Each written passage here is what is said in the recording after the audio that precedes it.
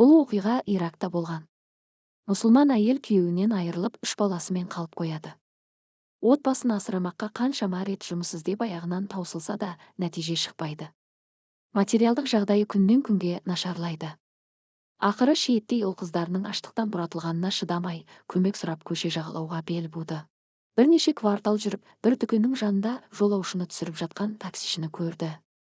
Жолаушысы болса, демек, маған жәрдем беретіндей қаражаты бар шығар, барып сұрап көрейін деген оймен машинаға жақындады. Қанша күн нәр татпағаннан әлсіреп, сүйретіліп зорға жетті. Жүргізуші Хасанға барып көз жасын тыя алмай, сөздерін әзер құрап: "Алла үшін балаларымның тамағына көмек беріңізші. Жалғыз өзім ғана болсам, аштықтан өлуге дайын едім, бұлай басымды қор қылмас едім. Бірақ балаларымның көз жасына шыдай алмадым. Алла үшін қолыңыздан келгенше көмектесіңіз" дейді. Бұл мезетте шайтан уақыт жоғалтпай Хасанның миына ойларын төгіп жіберді. Көмек сенің өзіңе керек, қайдағы бір тіленшілерді жарылқама. Бұларға бере берсең, санына жетпейсің. Одан да үйіңе қайт, әйелің де күтіп қалған болар. Бақытқа орай Хасан мұсылман еді. Әйелдің көзінен жүректен шыққан шынайы сөзі және жай әншейін емес, Алла үшін сұрауы шайтаннан келген ойларды серпіп жіберді.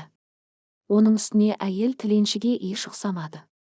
Жүргізуші әмиянын ақтарып, қомақты ақшаны суырып жатқанда, қуанғаннан әйелдің көзінің қалай от шашқанын айтып түсіндіру мүмкін емес еді.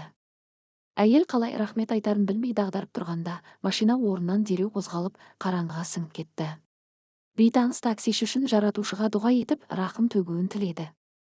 Бұл уақытта Хасан үйіне қарай келе жатқан. Әйелдің зарын тыңдап көмектескенде, ол машинасының жұқарып кеткен доңғалақтарын ауыстырам деп жинаған ақшасын беріп жібергенін байқамаған еді. Әйелі де қайта-қайта ескертетін. Бүгінгі кеште де ұмытпады. Бұлай деуінің жөні бар, қанша дегенмен отбасын асырап жүрген жарын уайымдайды. Күн сайын қаншама көлік апаттары орын алып жатыр, оған қоса күйеуі таңнан кешке дейін көлік рулінде. Осылай бірнеше күн жалғасты, әрбір кеш сайын әйелінің ұрысын естіп, жанжалға апармауға тырысты. Жинаған ақшасын қайда құртқанын да айта алмады. Ақыры соңында шыдамай, әйеліне бір шебермен келіскенін, уақыты болғанда көлігін апарып жөндететінін айта салды. Бір күні кешке үйіне оралғанда әйелі оған: "Шебер келіп кетті, мына мекен жайға келсін, доңғалағын ауыстырып берем" деп айтты дейді. Бұл сөзді естігендегі Хасанның қандай күйде болғанын елестете беріңіз. Қатты толқыса да жарына сыр білдірмей, алдын ала уәделескен шебер екеніне сендірген кейіп көрсетті. Әйтсе де мекен жайда, шебердің аты да оған таныс емес еді. Сол кеш оған жылдан да ұзақ боп көрінді, ал түнде таң қалғанынан көз іле алсашы. Бұл кім болды екен? Маған доңғалақ ауыстыру керек екенін қайдан білді екен деген жауапсыз сұрақтар жегідей жеді.